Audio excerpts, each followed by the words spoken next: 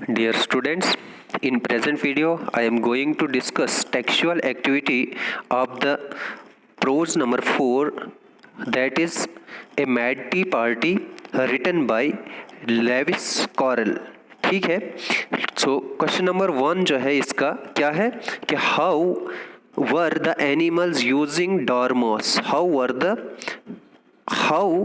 Were the animals using the dormouse. जो dormouse वहाँ पे बैठा हुआ था, आपने लेसन में पढ़ा था कि उसको वो कैसे हैटर और जो दूसरा वो जानवर था उन्होंने उस एनिमल्स को, उस डॉर्मोस का यूज़ कैसे किया था, क्योंकि वो बीच में बैठा हुआ था, वो ज़्यादा सोता था, तो इसलिए वो एज क्वेश्चन उसका यूज़ कर रहे थे। तो इसका आंसर देख लीजिएगा, कहता है द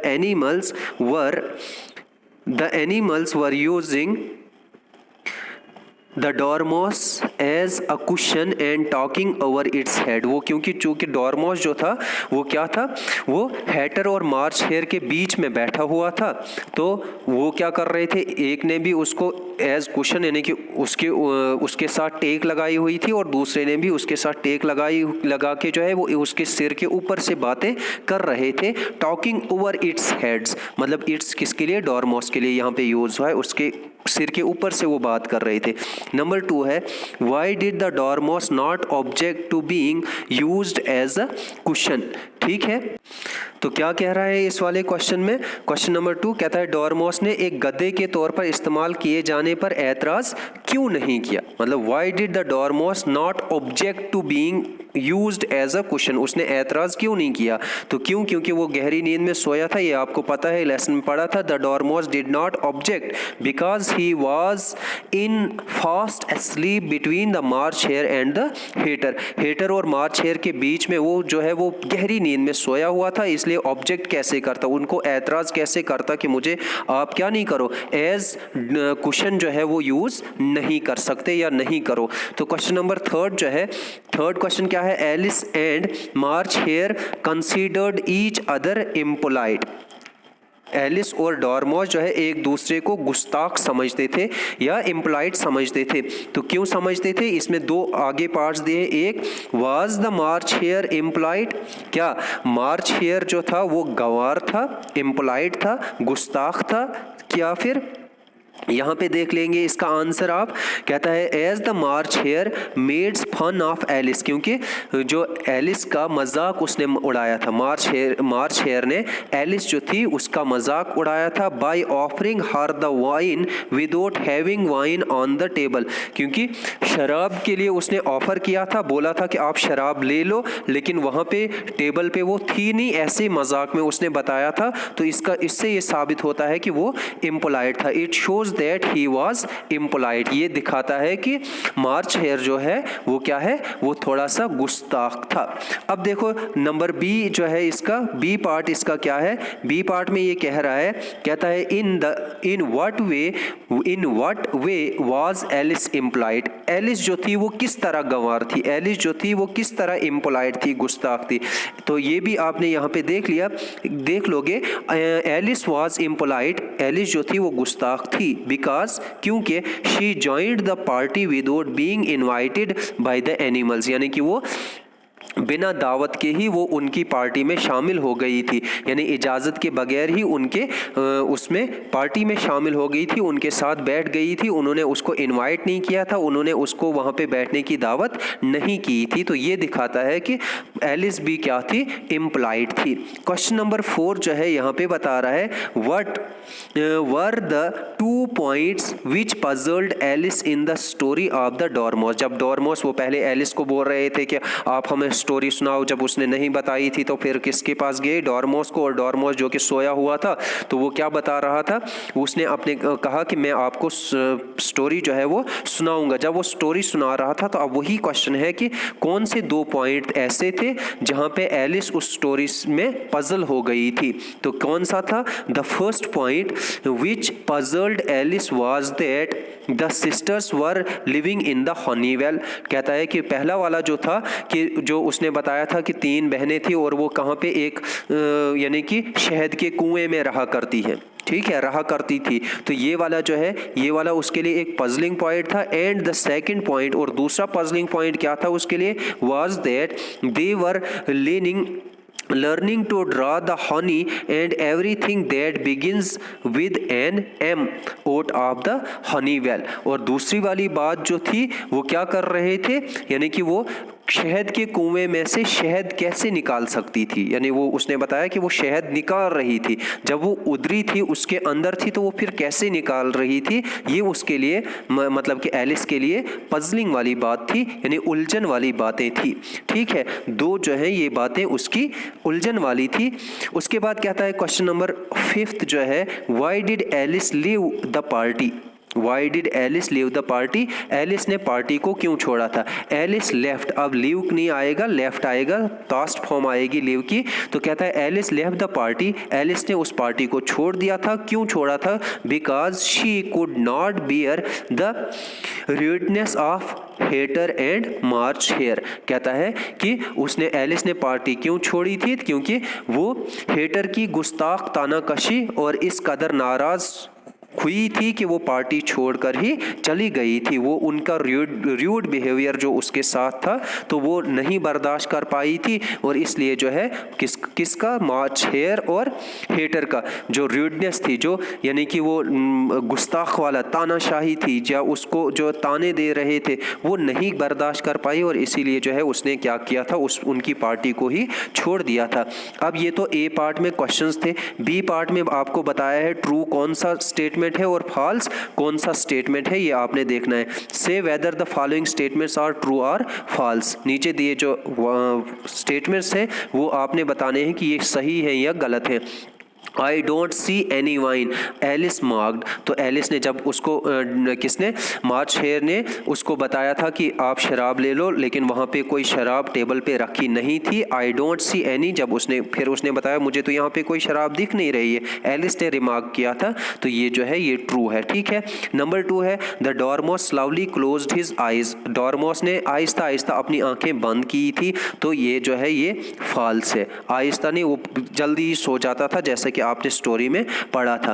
कहता है थर्ड पॉइंट जो है इसका, you can draw water from out of the water well said the Hatter. तो फॉल्स, उसने तो हनी बताया था, उसने हनी बताया था, उसने वाटर नहीं बताया था, हनी बताया था हनी वेल से, लेकिन यहाँ पे वाटर दिया है, तो इसका मतलब ये क्या है, ये फॉल्स है।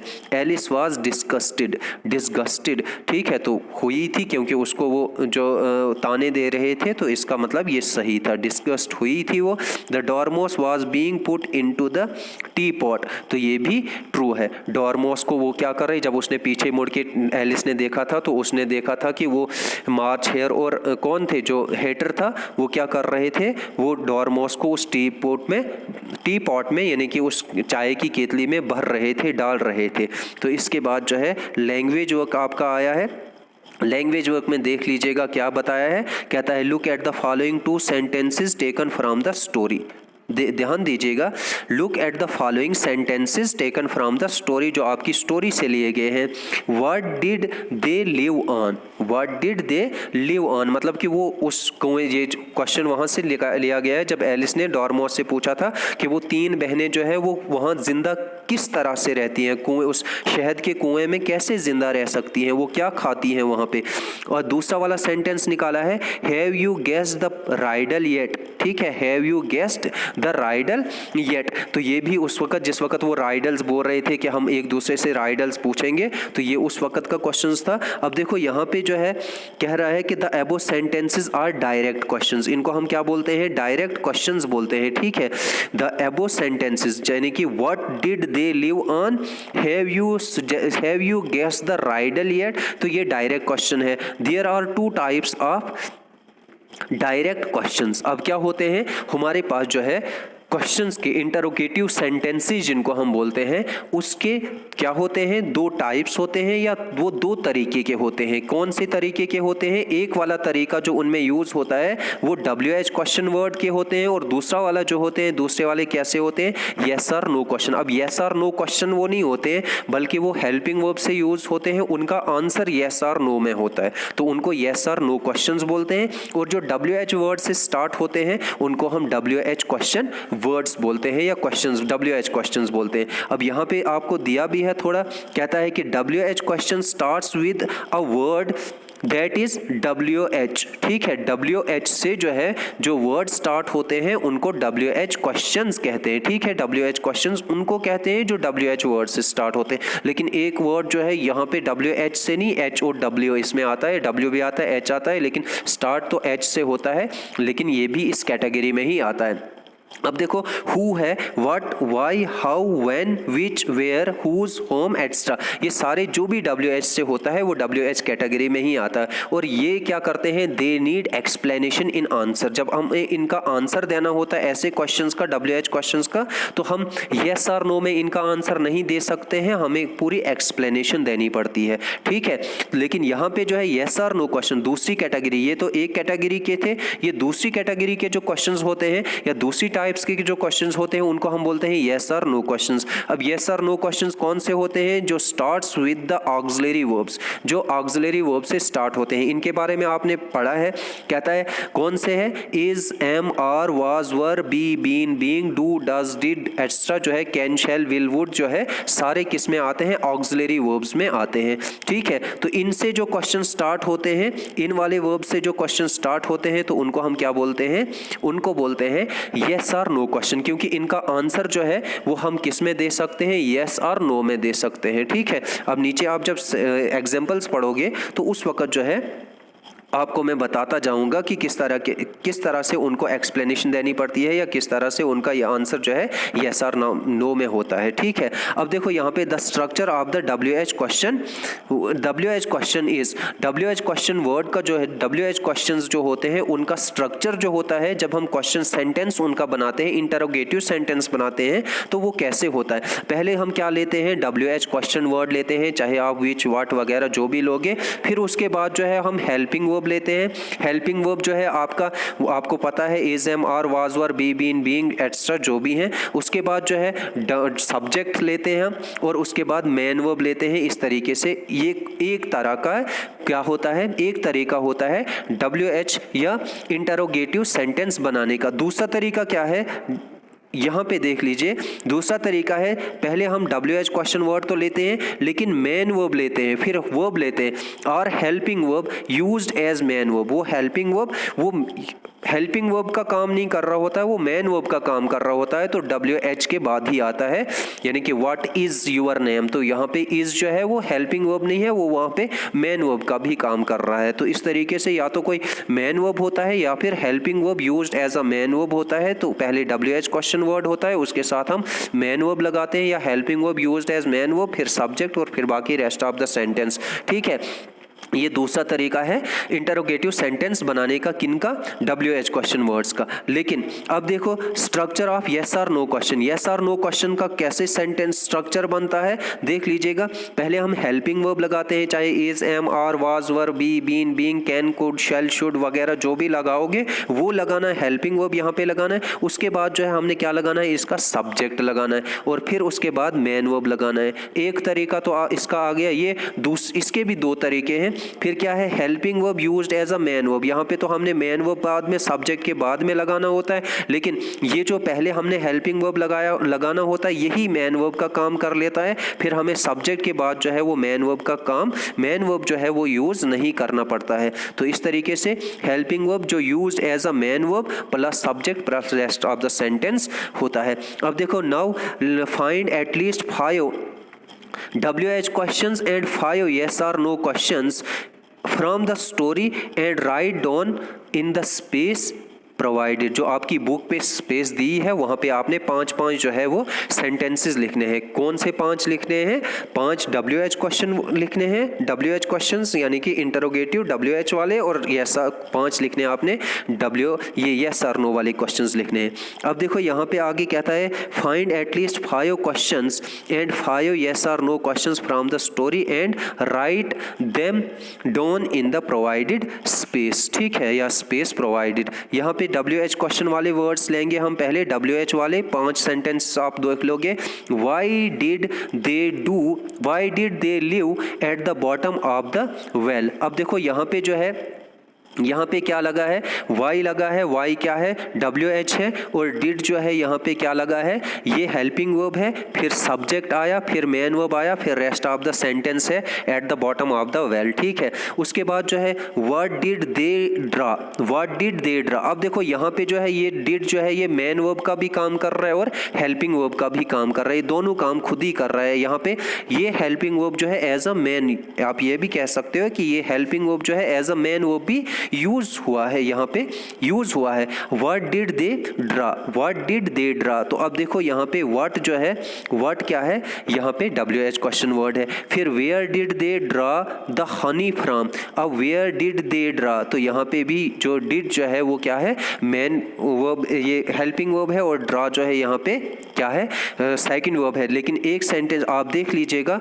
यहाँ पे ड्रॉन या ड्रॉ नहीं लिख सकते थे हम यहाँ पे, इसलिए क्योंकि जब एक बार इसकी फॉर्म चेंज हो जाती है, डिड लग जाता है, पास्ट फॉर्म लगती है, तो फिर उस क्लास या उस सेंटेंस में हम आगे फर्स्ट फॉर्म ही यूज़ करते हैं, फिर सेकंड फॉर्म का यूज़ नहीं करते हैं, हम ड्रॉन नहीं लिख सकते थे, ठीक है। What did they live on, अब यहाँ पे लिव्ड नहीं है, यहाँ पे लिव है, क्योंकि डिड जो है वो यहाँ पे पीछे पास्ट फॉर्म हमें बता रहा है। तो व्हाट जो है, What did they live on, तो यहाँ पे जो है ये क्या है, WH क्वेश्चन वर्ड है। इसी तरीके से who is making personal remarks now, अब who is making जो है यहाँ पे क्या है, देख लीजिएगा, who is making personal remarks now। अब इन सारे क्वेश्चंस में आपको yes और no नहीं करना है, ठीक है, आपको एक्सप्लेनेशन देनी है। जैसे who is making personal remarks now, अब ये पर्सनल बात कौन कर रहा है या पर्सनल रिमार्क्स कौन दे रहा है, ऐसे तो आप yes और no नहीं इसमें कह सकते हो, आपको बताना पड़ेगा कि कौन है वो, ठीक है। अब देखो यहाँ पे yes और no क्वेश्चंस दूसरी टाइप के क्वेश्चंस हैं, ठीक है। अब सेकंड टाइप के क्वेश्चंस जो होते हैं वो कौन से हैं, yes और no क्वेश्चंस। अब देख लीजिएगा यहाँ पे do you think you can find out the answer to it, क्या आप सोच सकते हो कि आप इसका आंसर जो है वो ढूंढ सकोगे। तो अगर आप ढूंढ सकते हो तो यस बोलोगे, नहीं ढूंढ सकोगे तो नो बोलोगे, हैं। आपके पास उसका आंसर होता तो आप यस बोलते, नहीं होता तो नहीं नो बोलते, तो इसीलिए इनको यस और नो बोलते हैं, ठीक है। Have you guess the riddle yet, अगर होगी आपके जहन में कोई राइडल, कोई पहेली, तो बताओगे यस, नहीं होगी तो बताओगे नो। तो यहाँ पे हैव जो है वो क्या है, हेल्पिंग वर्ब है, इससे स्टार्ट, ऊपर डू जो है डू से स्टार्ट हुआ, तो ये हेल्पिंग वर्ब से क्वेश्चन जो है स्टार्ट होते हैं। ये भी इंटरोगेटिव सेंटेंसेस ही होते हैं, ठीक है। नंबर थर्ड है do you need some money, तो यहाँ पे भी अगर आपको ज़रूरत होगी तो येस बोलोगे, नहीं होगी ज़रूरत तो आप नो बोलोगे। Are you coming to my home tomorrow, क्या तुम मेरे घर कल आ रहे हो, तो जा रहे होंगे तो येस बोलोगे, नहीं जा रहे होंगे तो नो बोलोगे। Shall we go on picnic for 2 days, तो अगर जा रहे होंगे तो येस बोलोगे, नहीं तो फिर नो बोलेंगे। तो इसका मतलब जो है इनका आंसर के तरीके पे, आंसर के तौर पे इनको यस कैटेगराइज किया गया है कि यस और नो क्वेश्चन। यस और नो क्वेश्चंस वो होते हैं जो हेल्पिंग वर्ब से स्टार्ट होते हैं। अब आपके ग्रामर वर्क जो है, ग्रामर वर्क में यहाँ पे दिया है किसके बारे में, पास्ट टेंस या पास्ट कॉन्टिन्यूअस के बारे में। तो टेंसेस आपने पढ़े हुए हैं, तो यहाँ पे जो है आप देख लीजिएगा, रिपीट कर लीजिए। यहाँ पे कहता है ए टेबल वाज, अब देखो यहाँ पे वाज है, sat out under the tree in front of the house, the Alice saw, अब यहाँ पे सा जो है वो सेकंड फॉर्म है। आपको पता है कि हम जब पास्ट की फॉर्म लगाते हैं, पास्ट टेंस लिखते हैं, सिंपल पास्ट में हम क्या करते हैं, सिंपल पास्ट में हम सब्जेक्ट लेते हैं, सब्जेक्ट के साथ हम वर्ब की सेकंड फॉर्म लेते हैं। जैसे सी, सा और सीन होता है तो हमने सेकंड फॉर्म ली है, ठीक है। और पास्ट कॉन्टिन्यूअस होता है तो पास्ट कॉन्टिन्यूअस में वाज वर्ब के साथ वर्ब की फोर्थ फॉर्म या आईएनजी फॉर्म लेते हैं, ठीक है। और परफेक्ट के साथ आपको हैड आता है और हैड के साथ वर्ब की थर्ड फॉर्म आती है। और पास्ट परफेक्ट कॉन्टिन्यूअस में हैड के साथ बीन आता है और वर्ब की फोर्थ फॉर्म आती है। इस तरीके से ही वो आपने पढ़े हुए हैं। अब देखो यहाँ से आगे जो है मार्च हेयर, यहाँ पे बता रहा है, कहता है कि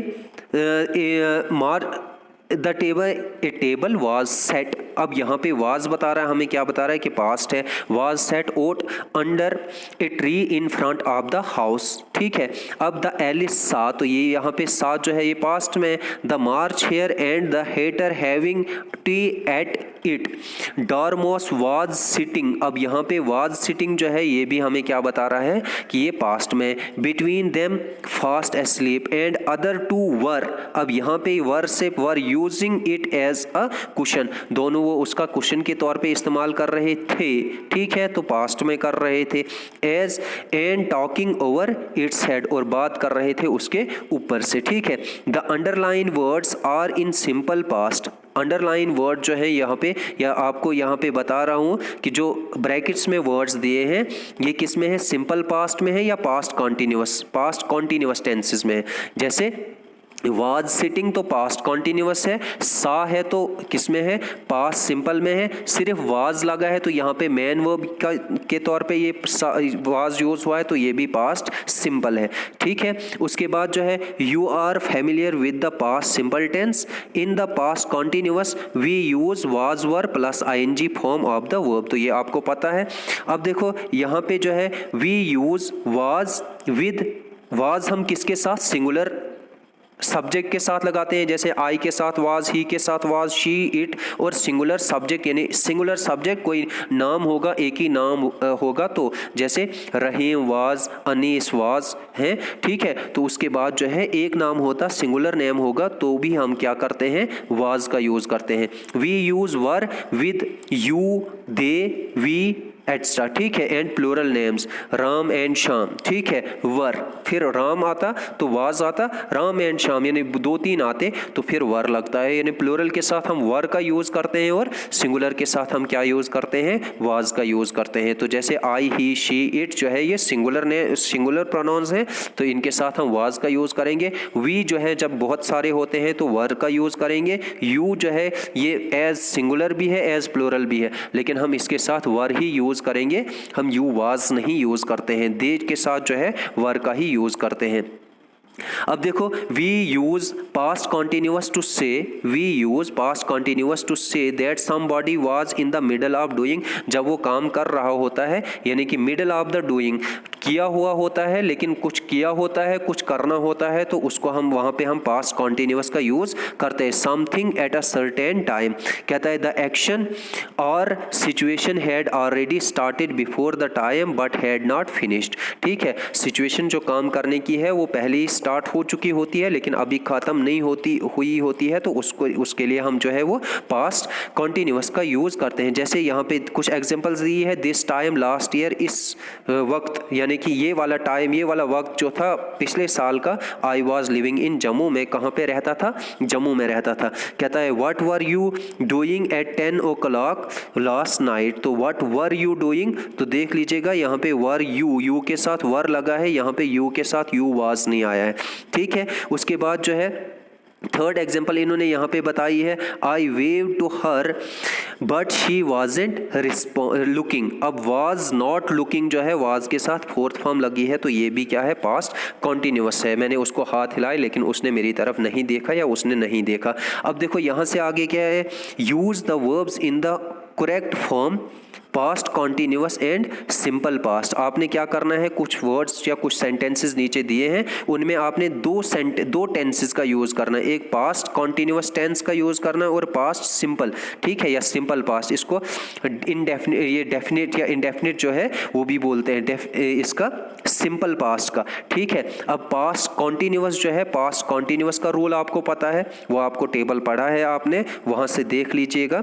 देखो यहाँ पे पास्ट कॉन्टिन्यूअस जो है, पास्ट कॉन्टिन्यूअस में क्या है, पास्ट कॉन्टिन्यूअस में रूल चलता है कि पहले सब्जेक्ट आता है, सब्जेक्ट के साथ आता है वाज या वर, और वाज वर के साथ हम क्या लगाते हैं, यूज करते हैं वर्ब की फर्स्ट फॉर्म विद आईएनजी या ING form of the verb भी कह सकते हो। तो ये उसके बाद जो है ऑब्जेक्ट वगैरह आता है। अब देखो यहाँ पे सिंपल पास्ट जो होता है, सिंपल पास्ट में हम क्या करते हैं, सब्जेक्ट लगाते हैं और सब्जेक्ट के साथ में हम क्या करते हैं, वर्ब की सेकेंड फॉर्म लगाते हैं, और वो सेकेंड फॉर्म सिर्फ पास्ट सिंपल में ही यूज होती है, बाकी किसी टेंस में यूज नहीं होती है। तो देख लीजिएगा इसमें क्या करना है आपने, या तो पास्ट कॉन्टिन्यूअस टेंस लगाना है या पास्ट सिंपल लगाना है, उसके साथ ही आपने मीनिंगफुल सेंटेंसेस बनाने हैं। अब देख लीजिएगा, पहला वाला सेंटेंस है जावेद वाज वेटिंग। अब यहाँ पे वेट दिया है, तो जब वाज लगा तो वाज के साथ आपको पता है कि हम क्या करते हैं, वेट के साथ हम आईएनजी फॉर्म लगाएंगे या आईएनजी लगाएंगे तो बनेगा waiting. Javed was waiting for me when I arrived. अब अराइव लिखा था तो व्हेन आई अराइव्ड, ठीक है, जब मैं वहां पहुंचा। तो यहाँ पे क्या लगेगा, पास्ट सिंपल लगेगा, और पीछे वाला जो क्लॉज है उसमें कौन सा टेंस लगा है, पास्ट कॉन्टिन्यूअस लगा है। अब व्हेन आई अराइव्ड, जब मैं पहुंचा, तो यहाँ पे जो है अराइव्ड का मतलब यहाँ पे सेकंड फॉर्म है, अराइव की अराइव्ड लगी है तो सेकंड फॉर्म लगी है। तो सेकंड फॉर्म किस में लगाते हैं, पास्ट सिंपल में लगाते हैं। तो ये वाला क्लॉज जो है, ये वाला क्लॉज क्या है, पास्ट सिंपल का है, ठीक है। और जो पीछे है ये पास्ट, ये कॉन्टिन्यूअस है, ठीक है, ये पास्ट कॉन्टिन्यूअस का सेंटेंस क्लॉज है, ठीक है। इसमें कौन सा टेंस, इस क्लॉज में Javed was waiting for me, ये जो है ये क्लॉज इसमें वाज वेटिंग जो है पास्ट कॉन्टिन्यूअस का है। अब देखो नेक्स्ट जो है सेकंड पार्ट है, what were be you doing do this time yesterday. अब बी जो है यहाँ पे दिया है, बहुत सारे बच्चे जो है वो कंफ्यूज होते हैं कि बी क्या होता है या बी क्यों, अब हमने यहाँ पे क्या लगाना है। तो बी जो है वो एक टाइप है, उसके अंदर जो है लगभग 8 आगे जो है टाइप्स होती हैं। जैसे बी में क्या होता है, is, am, are, was, were, be, been, being. इन 8 में से आपने यहाँ पे लगाना होता है कोई भी वर्ड जो सूटेबल होगा। तो अब व्हाट वर आएगा यहाँ पे, क्योंकि आगे जो है वो यू दिया है, यू प्लूरल है, तो यहाँ पे क्या लगाना है हमने, व्हाट वर। हम यहाँ पे व्हाट वाज यू नहीं आएगा, व्हाट वर यू डूइंग, और डू की जो है आईएनजी फॉर्म लगाएंगे। तो यहाँ से हमें पता चल रहा है वर प्लस आईएनजी फॉर्म, तो ये क्या बन जाएगा, पास्ट कॉन्टिन्यूअस बन रहा है। दिस टाइम येस्टरडे, तो वो बता रहा है कि आई वाज अस्लीप। अब थर्ड वाला जो है, थर्ड में क्या बता रहा है, my friend took a photograph of mine as well mine while I was looking at the flowers. अब देखो माइन फ्रेंड, अब यहाँ पे जो है माइन फ्रेंड जो है टेक लिखा है, टेक की सेकंड फॉर्म जो है वो टुक है, take, took and taken. Taken third form है, तो हमने यहाँ पे आपको पता चल जाएगा कि हमने कौन सी फॉर्म लगानी है, सेकंड फॉर्म जो कैसे, क्योंकि बताया हुआ है पास्ट सिंपल का। तो माई फ्रेंड टुक अ फोटोग्राफ, यहाँ पे वॉज टेकिंग नहीं आएगा, टुक ले लिया है उसने, of mine I was looking at the flowers, जब मैं क्या कर रहा था, फ्लावर्स को या फूलों की तरफ देख रहा था। अब यहाँ पे जो है, यहाँ पे क्या है, वाज प्लस आईएनजी, लुक और लुकिंग के साथ आईएनजी लगा, लुक के साथ आईएनजी लगा है, तो ये पास्ट कॉन्टिन्यूअस है। ऊपर वर्ब की सेकंड फॉर्म लगी है, तो ये पास्ट सिंपल है। नेक्स्ट है नंबर 4, कहता है कि we were in a very difficult position, we did not know what to do. अब देख लीजिएगा, ये वाला वर जो है यहाँ पे आप बोलोगे इसके साथ आईएनजी फॉर्म नहीं आई है, तो क्यों नहीं आई है, क्योंकि यहाँ पे जो है ये ऑलरेडी सिंपल में है, ठीक है, ये पास्ट सिंपल में है, क्योंकि हमने इज, वाज का या आर का जो है, आर का हमने वर लगाया है, आर वी आर नहीं है, वी वर है। तो वी वर के लिए जो है हम क्या करेंगे, ये मेन वर्ब का काम कर रहा है, यहाँ पे ये हेल्पिंग वर्ब का काम नहीं कर। अगर हेल्पिंग वर्ब का काम करता तो इसके साथ मेन वर्ब होता, और मेन वर्ब के साथ हमने क्या ऐड करना था, फिर हमने ऐड करना था आईएनजी, ठीक है। लेकिन अगर वो मेन वर्ब हो, अगर ये मेन वर्ब नहीं होता, ये हेल्प एज हेल्पिंग वर्ब होता, लेकिन यहाँ पे ये एज मेन वर्ब है, तो ये इसका मतलब ये पास्ट सिंपल है, पास्ट कॉन्टिन्यूअस नहीं है, ये पास्ट सिंपल है। अब we did not know what to do. अब देख लीजिएगा यहाँ पे we did not know, know यहाँ पे जो है वी डिड नॉट, नॉट नहीं आता, we did not know, know यहाँ पे इसलिए या नोइंग नहीं आएगा, क्योंकि हमने एक बार यहाँ पे भी चेंज कर ली है फॉर्म, पास्ट में लगा लिया है, डिड लगाई है, डू की सेकंड फॉर्म लगी है डिड, तो यहाँ पे जो है सेकंड फॉर्म तो होती है यूज किसमें, पास्ट सिंपल में। तो ये दोनों क्लॉजेज जो है वो किसमें है, पास्ट सिंपल में ही है, ठीक है। और उसके साथ जब हम एक बार जो है हमने डिड लगा लिया, तो आगे हम क्या नहीं करते हैं, फिर हम नो का क्या नहीं लिखते, नॉन नहीं लिख सकते हैं, ठीक है। हम वो फिर फर्स्ट फॉर्म ही लगाते हैं। क्यों लगाते हैं, क्योंकि यहाँ पे जो है ऑलरेडी हमने डू का जो है वो डिड फॉर्म यानी सेकंड फॉर्म लगा ली होती है। अब देखो नंबर 5 जो है, नंबर 5 है I haven't seen Gita, I haven't seen Gita for ages. अब यहाँ पे सीन जो है हैवेंट सीन लगा है, ठीक है, haven't seen Gita for ages when I सा।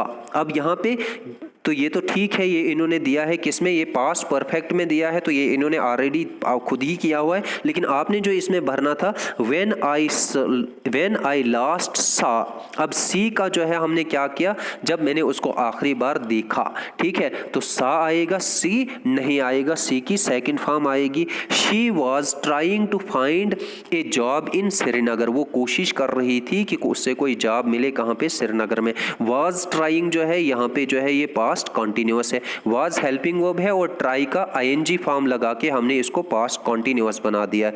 और सा का जो सी जो है वो प्रेजेंट फॉर्म है, यानी कि फर्स्ट फॉर्म ऑफ वर्ब है, तो हमने तो पास्ट सिंपल में सेकंड फॉर्म लगानी होती है, तो यहाँ पे सेकंड फॉर्म सा आएगा सी की जगह। अब है शी बर्न, नेक्स्ट नंबर 6 है, she burn her hand when she was cooking dinner. अब देख लीजिएगा शी बर्न, तो बर्न की सेकंड फॉर्म या रेगुलर फॉर्म है जिसमें हम सेकंड थर्ड फॉर्म में ईडी ऐड करते हैं। शी बर्न, ठीक है, शी बर्न हर हैंड, उसने अपना हाथ जला बैठी थी, कब, जब वो क्या कर रही थी, कुकिंग कर रही थी, खाना, रात का खाना बना रही थी, ठीक है। वॉज कुकिंग, तो कुक की जगह जो है कुकिंग आएगा, क्योंकि हमने आईएनजी फॉर्म लगाई है और यहाँ पे हेल्पिंग वर्ब बता रहा है कि वाज लगा है, तो हेल्पिंग वर्ब वाज आया और कुकिंग जो है इसका मेन वर्ब आया, जो वर्ब की फोर्थ फॉर्म भी कहते हैं हम इससे। अब देखो नेक्स्ट 7 है, कहता आई सी है यहाँ पे जो इन्होंने दिया है, तो लगाना हमने सेकंड फॉर्म है, तो सी की जैसे ऊपर देखा आपने सा लगाना है। You in the park yesterday, you were sitting on the grass and reading a book, मैंने आपको कल पार्क में देखा था और आप क्या कर रहे थे, आप बैठे ग्रास पे बैठे हुए थे और एक किताब पढ़ रहे थे, ठीक है। अब देखो यहाँ पे जो है आई सा, तो सेकंड फॉर्म लगी है, तो ये प्रेजेंट सिंपल में है, ठीक, सॉरी पास्ट सिंपल में है, सा है सेकंड फॉर्म का, तो सेकंड फॉर्म हम पास्ट सिंपल में यूज करते हैं। यू वर सिटिंग, तो वर जो है हेल्पिंग वर्ब और सिट की जो है आईएनजी फॉर्म लगाएंगे तो सिटिंग बन जाएगा, तो यहाँ पे जो है ये क्या बता रहा है हमें कि पास्ट कॉन्टिन्यूअस है। वाइल रहीम वाज वर्किंग, तो वाज वर्किंग, यहाँ से आपको पता चला ये पास्ट कॉन्टिन्यूअस है। अगर वाज दिया है तो इसके साथ आपने वर्किंग लगाना है, आईएनजी फॉर्म लगाना है। In the garden he hurt his back, ठीक है, ही हर्ट हिज बैक, क्योंकि हर्ट जो है ये इरेगुलर फॉर्म ऑफ वर्ब होती है, ये सेकंड फॉर्म में भी हर्ट होता है, थर्ड फॉर्म में हर्ट होता है, ठीक है। तो इस तरीके से हमने इसको कंसीडर करना है एज अ सेकंड फॉर्म, और सेकंड फॉर्म जब हम कंसीडर करेंगे तो वो हमें ये भी मानना है कि ये पास्ट फॉर्म है। कौन से पास्ट है, पास्ट सिंपल है। उसके बाद देख लीजिएगा यहाँ पे नंबर 9 है इसका, व्हेन आई वाज, यहाँ पे बी दिया है, तो वही मैंने बताया कि आपको 8 फॉर्म्स आगे होती है, कौन कौन सी, इज, एम, आर, वाज, वर, 5 और बी, बीन, बीइंग। तो इनमें से ही आपने जब ऐसा कोई वर्ड आएगा बी के लिए बताया जाएगा कि आपने बी फॉर्म लगानी है, तो इन 8 फॉर्म्स में से ही आपने सूटेबल वर्ड देखना है कि कौन सा लगना है, तो वही लगा लेना। अब यहाँ पे व्हेन आई है, तो आई के साथ आपने ऊपर पढ़ा था कि सिंगुलर सब्जेक्ट जब होगा तो उसके साथ हम सिंगुलर वर्ब भी लगाते हैं, तो वो वर्ब सिंगुलर क्या है, वाज है, तो वर क्या है, प्लूरल वर्ब है।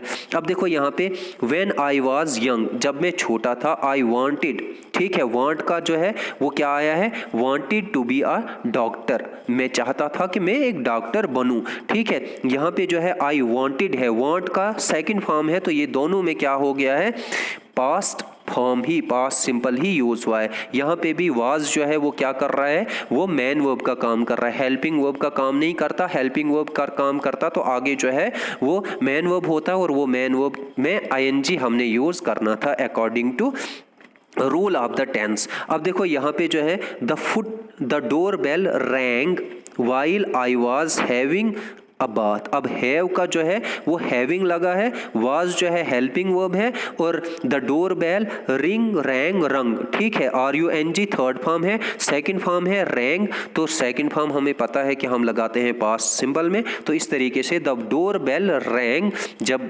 डोर बेल बजी, वाइल कब, जब मैं क्या कर रहा था, आई वाज हैविंग बात, मैं नहा रहा था, ठीक है। तो यहाँ पे वाज हैविंग जो है, वाज बता रहा है कि ये हेल्पिंग वर्ब है, और हैव की फॉर्म जो है आईएनजी लगानी है आई हैव के साथ, तो वो बन जाएगा पास्ट कॉन्टिन्यूअस फॉर्म में, ठीक है। तो ये था आज आपका lesson. Thanks and have a nice day.